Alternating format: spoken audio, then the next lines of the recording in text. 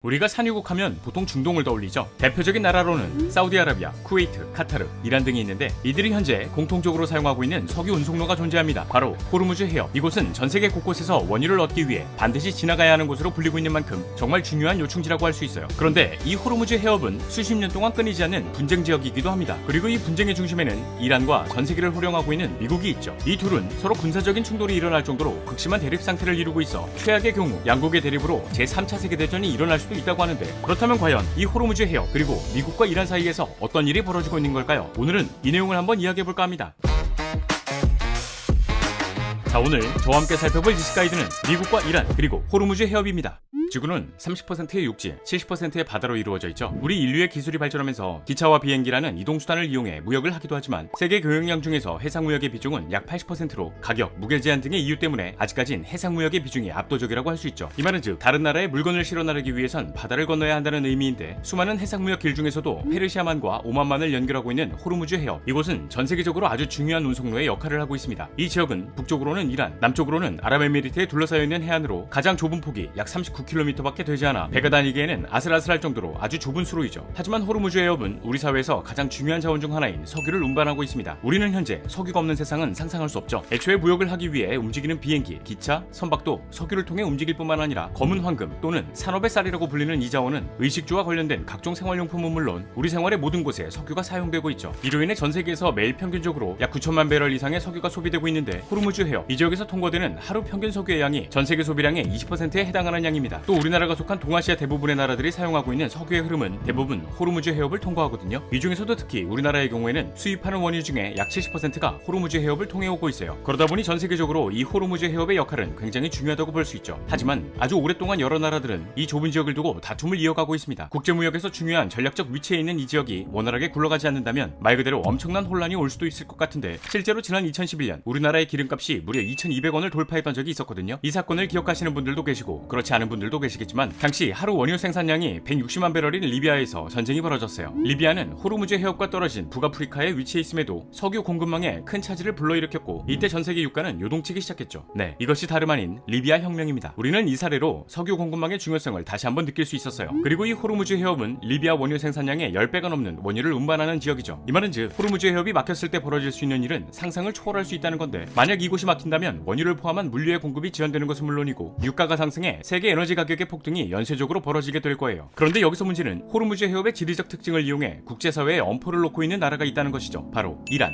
이란은 국제사회에서 제재가 가해질 때마다 호르무즈 해협을 봉쇄한다고 주장하고 있어요. 그렇다면 도대체 이란이 무슨 권리를 가지고 이 말을 하는 거야? 뭐 이렇게 생각할 수 있겠지만, 호르무즈 해협을 지나가기 위해선 반드시 이란의 영해를 지나야만 합니다. 여기는 안 그래도 폭이 좁은데 수십마저 얕은 구간이 있어 대형 유조선이 항해할 수 있는 구역이 한정되어 있어요. 결국 이란이 해협을 봉쇄한다고 할 때마다 내 지갑 사정이 많이 힘들어질 수도 있을 거란 생각이 드는데, 실제로 우리나라도 이란에 강한 압박을 받은 적이 있었거든요. 지난 2021년 1월 호르무즈 해협을 지나던 한국 케미오가 이란 혁명 수비대에 납포된 이후 무려 3개월 동안 억류 상태인 적이 있었습니다. 사실 우리나라가 이란과 무슨 안 좋은 감정이 있길래 이런 상황에 놓이게 된 것인가 싶을 수도 있지만, 이 상황은 미국의 제재로 묶인 원유 대금 70억 달러에 대한 항의로 해석되었어요. 상황이 이렇다 보니 미국 또한 이란을 가만히 내버려둘 수 없었고 두 나라 사이의 긴장감은 점점 고조되었죠. 하지만 지난 과거를 살펴보게 되면 미국과 이란의 사이가 오히려 좋았거든요. 때는 시간을 거슬러 1950년대 당시 이란의 모하마드 모사데크 총리는 영국이 독점하던 석유 사업권을 국유화하려고 했어요. 이때 영국과 미국은 석유 사업권을 국유화하려던 총리를 끌어내리기 위해 이란 내부의 쿠데타를 돕기도 했죠. 결국 1953년 모사데크는 무너지게 되었고 신미 성향의 팔레비 왕조가 정권에 오르면서 이란은 미국의 동맹국 중 하나로 자리매김했습니다. 이 시점을 기준으로 이란 정권과 외국 석유 회사들은 석유 이권을 나눠 갖게 되면서 이란은 미국과의 협력을 위해 급격하게 서구화 및 근대화 정책을 펼쳤어요. 이때까지만 해도 이 두 나라가 얼마나 친했냐면, 미국은 다른 동맹국에게는 기술 유출의 우려로 팔지 않던 F-14 전투기를 이란에 팔기도 하고 나중에 망명을 신청한 팔레비를 미국이 받아주기도 했거든요. 그러나 급진적인 서구화로 인해 이란에서는 빈부격차가 커지기 시작했고 윗분들의 부정부패가 극심해져 민심은 점점 떨어지고 있었어요. 게다가 토지개혁으로 땅을 빼앗긴 지주와 세속주의 정책에 불만이 쌓인 성직자들까지 미국에게 반감을 품으면서 많은 사람들이 미국을 고운 시선으로 바라보지 않고 있었죠. 결국 1979년 참다 못한 수백만 명의 이란 국민들이 거리로 나오게 되는데, 이 사건이 바로 이슬람 혁명입니다. 이때 이란의 급진 강경파들은 친미 성향의 팔레비 왕조 운적을 철저하게 지우기 시작했고, 미국이 팔레비 왕의 입국을 허가한다는 소식을 듣자 엄청나게 분노를 하게 되거든요. 이로 인해 미국 대사관까지 습격하면서 약 52명의 미국인을 1년이 넘는 기간 동안 인질로 잡기도 했어요. 이건 진짜 말 그대로 눈에 보이는 게 없는 수준인 건데 이 사건을 계기로 두 나라의 외교 관계는 단절되었습니다. 또한 미국인 인질 구출 작전에서 미군이 사망하는 사건이 발생해 이 시점을 기준으로 두 나라는 돌이킬 수 없는 강을 건너게 되죠. 그러던 1980년 미국과 이란 사이의 긴장감이 최고조에 달했던 이란-이라크 전쟁이 발발했어요. 약 8년 동안 지속된 이 전쟁에서 미국은 이라크를 지원했고 이에 불만을 품고 있었던 이란이었는데 1988년 미국이 착각으로 이란의 민간 여객기를 격추시키는 일이 발생합니다. 이 사건을 두고 미국과 이란의 의견이 서로 엇갈리기 시작해 감정의 골이 깊어졌죠. 이후 미국이 정권을 잡게 된 초강경 보수파 부시 대통령은 이란을 악의 축으로 규정한 뒤 핵 개발 프로그램을 문제 삼아 강력한 경제 제재를 가하기 시작했어요. 이에 이란의 반미 감정은 더욱 깊어져 일촉즉발의 상황에 놓이게 되었죠. 하지만 부시의 뒤를 이어 정권을 잡게 된 오바마 대통령이 이란과의 관계 개선을 시도하게 되는데요. 이때 미국은 이란이 핵을 만들지 않는다면 경제 제재를 완화해주겠다며 하나의 조약을 맺게 되죠. 이 조약이 바로 이란 핵 합의 포괄적 공동행동 계획입니다. 그렇게 이란이 핵 프로그램을 동결하는 조건으로 경제 제재를 단계적으로 풀어주겠다는 합의를 하게 되었지만 지난 2017년 미국의 대통령이 바뀌게 되죠. 네, 도널드 트럼프 대통령이 등장하게 됩니다. 트럼프 대통령은 이란에 대해 강경한 대응을 원했어요. 아무래도 이란에서는 반미 감정을 강조하면서 무장단체에 대한 지원을 이어가고 있었으니까요. 이로 인해 트럼프 대통령은 오바마 대통령이 맺은 이 조약을 파기한 뒤 2018년 5월 이란 핵 합의 탈퇴를 선언하게 되죠. 결국 두 나라 사이의 긴장감은 다시 한번 고조되기 시작했고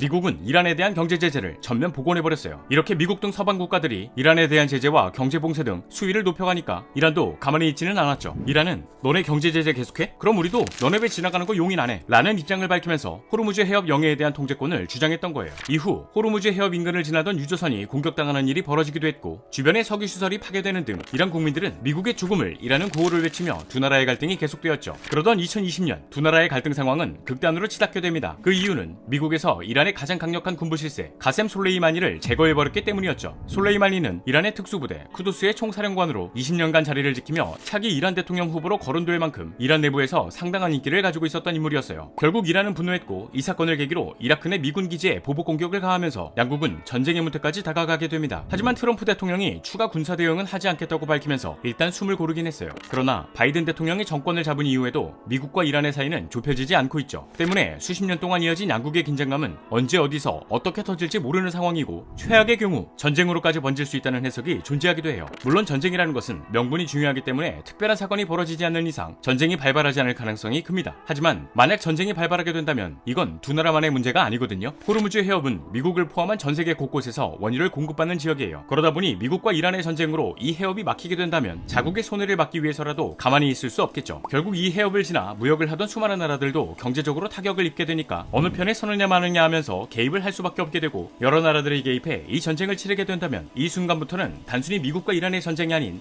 제3차 세계대전으로 이어질 가능성을 배제할 수 없다는 겁니다. 이로 인해 두 나라의 군사적 긴장감을 전 세계가 주목하고 있는 거고요. 수십 년 동안 이어진 미국과 이란의 관계 그리고 호르무즈 해협의 향방은 어떻게 흘러가게 될까요? 자, 오늘의 영상은 여기까지입니다. 다음에 또 다른 안내서로 찾아뵙도록 하겠습니다. 지금까지 지식가이드였습니다. 감사합니다.